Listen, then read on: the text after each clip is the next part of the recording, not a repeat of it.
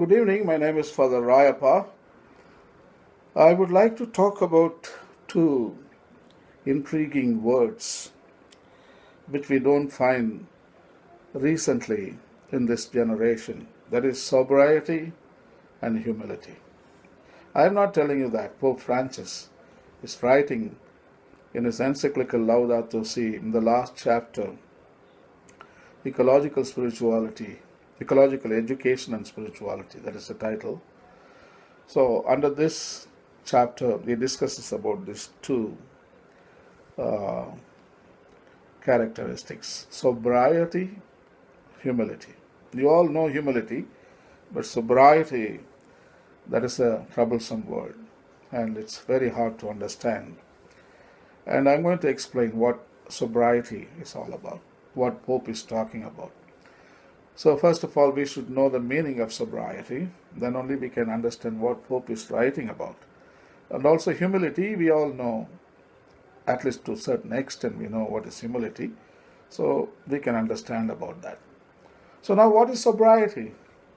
Sobriety is the condition of not having any measurable levels or effects from mood-altering drugs. Example, you are not dependent on alcohol, you are not a boozer, you are not a drunk, so you are sober, so you have sobriety. According to the World Health Organization lexicon of alcohol and drug terms, sobriety is continued abstinence from psychoactive drug use. So drugs can include alcohol, other psychological drugs, and antidepressant pills and benzoids. So all these drugs, when you use them, you are not sober. You don't have sobriety. So when you use them, actually you are under addiction. So probably we can pair both words, addiction and sobriety. So you are out of addiction. That is sobriety. When you are addicted, you are not sober. So sobriety is also considered to be the natural state of a human being given at a birth. So it's a natural state of a human being. So you don't consume alcohol, you don't consume drugs, and you don't even consume philosophies, theologies, even religion. So you're not contaminated, not only through substances, also through ideas, also philosophies, also faith.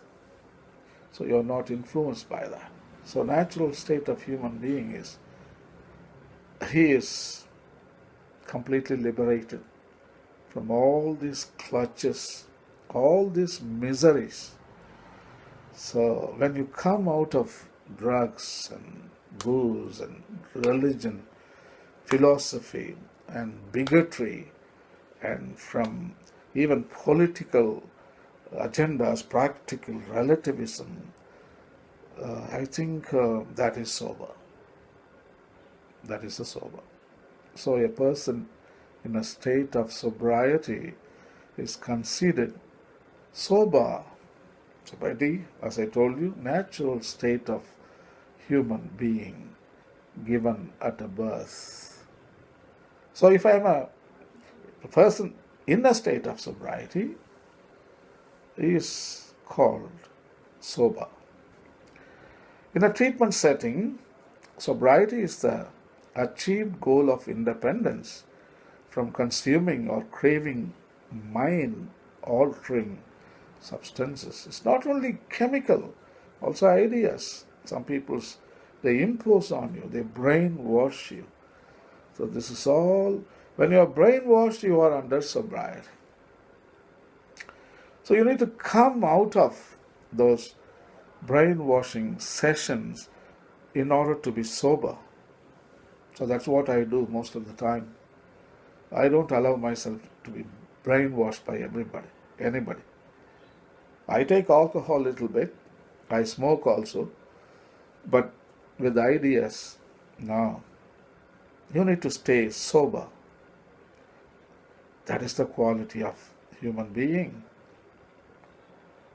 So anyway, early in abstinence, residual effects of mind-altering substances can preclude sobriety. These effects are labeled PAWS, POS. The expansion is post-acute withdrawal syndrome. Someone who abstains but has a latent desire to resume use is not considered truly sober. An abstainer may be subconsciously motivated to resume drug use, but for a variety of reasons abstains. Sobriety has more specific meanings within specific contexts, such as the culture of many substance use recovery programs, law enforcement, and some schools of psychology. In some cases, sobriety implies achieving life balance. There is a political agendas can make you really influenced by sobriety. Religions, they do all the time. And drugs, alcohol, and some brainwashing sessions.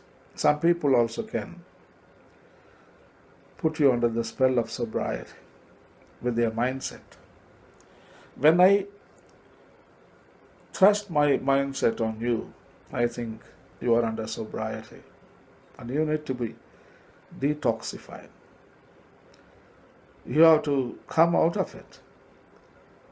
So, as I told you, sobriety is also considered to be the natural state of a human being given at a birth. So, you go back to square one. So, sobriety sessions is simply there's a technical word in computer language. You are formatting and you're going back to the factory inputs, the factory settings. So that is the birth, the state of your birth.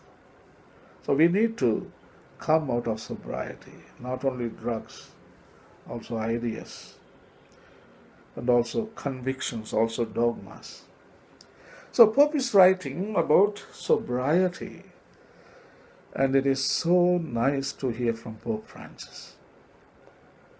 So in Laudato Si, in the last chapter, ecological education and spirituality, so he is writing in the paragraph number 223 as follows. Such sobriety, when lived freely and consciously, is liberating. It is not a lesser life or one lived with less intensity. On the contrary, it is a way of living life to the full. In reality, those who enjoy more and live better each moment are those who have given up, dipping here and there, always on the lookout for what they do not have. They experience what it means to appreciate each person and each thing, learning familiarity with the simplest things, how to enjoy them. So they are able to shed unsatisfied needs, reducing their obsessiveness and weariness. Even living on little, they can live a lot. Above all, when they cultivate other pleasures and find satisfaction in fraternal encounters, in service, in developing their gifts, in music and art, in contact with nature, in prayer. Happiness means knowing how to limit some needs which only diminish us, and being open to the many different possibilities which life can offer. That is a brilliant statement from Pope Francis towards the last. Just I want to repeat, happiness means knowing how to limit some needs which only diminish us, and being open to the many different possibilities which life can offer. Brilliant. So I hope I explained what sobriety is all about. Even I'm not clear in my mind, but I tried to explain. And if you didn't understand, you can do your own research. And humility, also this generation lacking humility. Pope is writing sobriety and humility. These are the two things we lack. What is humility? Humility is the quality of being humble. In a religious context, this can mean a recognition of self in relation to God or deities, acceptance of one's defects, and submission to divine grace as a member of a religion. Outside of a religious context, humility is defined as the self-restraint from excessive vanity and can possess moral or ethical dimensions. So we can put pride and humility, they are in the opposite direction. Pride, humility. So humility is a human virtue. Pride is arrogance. Even crocodile has a pride. Even dinosaurs had them. Even a cobra has a pride. But only humans can put their head down. Cobra can lift up the head up and strike you. But humans can bow down. That is what we are. Humility, in various interpretations, is widely seen as a virtue in many religious and philosophical traditions, often in contrast to narcissism, hubris, and other forms of pride. What is narcissism? It's about me. I am beautiful, I am the smartest person, I am the strongest, and I am holding the most powerful position. I am the boss. I can do anything to anybody. So this is narcissism. What is a hubris? Hubris is the inflated sense of self. I inflate myself. Right now I have hubris. I feel as if I can talk. I can influence other people. Right now, for some people, you may say that I'm brainwashing you. Yeah, I do it. That is hubris. In other words, arrogance. So that is what I am right now. So nobody can tell to another people, do that, do this, but I'm doing it. So that is hubris. Maybe it comes in my birth. So that is how I grew up. I studied in institutions where they taught me, you are the leader. You are that. You have the power to teach, and you have the power to change other people's minds. Wow, what a power. That is hubris. So anyhow, Pope is writing, this generation lacks sobriety and humility. 100% true. I have a problem. I don't have humility. I belong to Roman Catholic Church. All the time I feel that I know everything. I can change other people's minds. I can convert them. I can influence them because I am better than them. So that's the kind of image I cultivated in my formation. So the way Pope is writing, I humbly listen to him. And Pope is making sense. It's nice to hear. Paragraph number 224. From Laudato Si, the last chapter of Laudato Si, which is titled Ecological Education and Spirituality. Humility is a spirituality. Sobriety is a spirituality. So Pope Francis writes as follows in the paragraph number 224. Sobriety and humility were not favorably regarded in the last century. And yet, when there is a general breakdown in the exercise of a certain virtue in personal and social life, it ends up causing a number of imbalances, including the environmental ones. That is why it is no longer enough to speak only of the integrity of ecosystems. We have to dare to speak of the integrity of human life, of the need to promote and unify all the great values.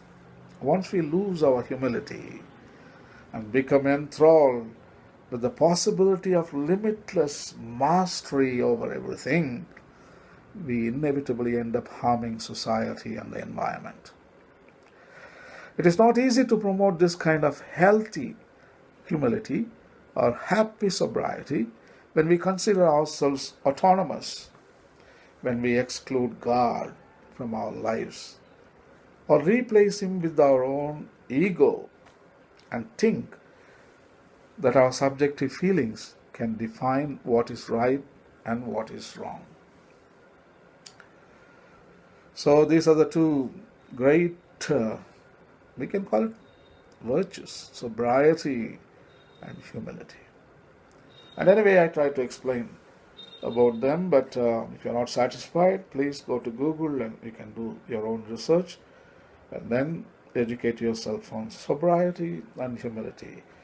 And I thank you for listening. Thank you. God bless.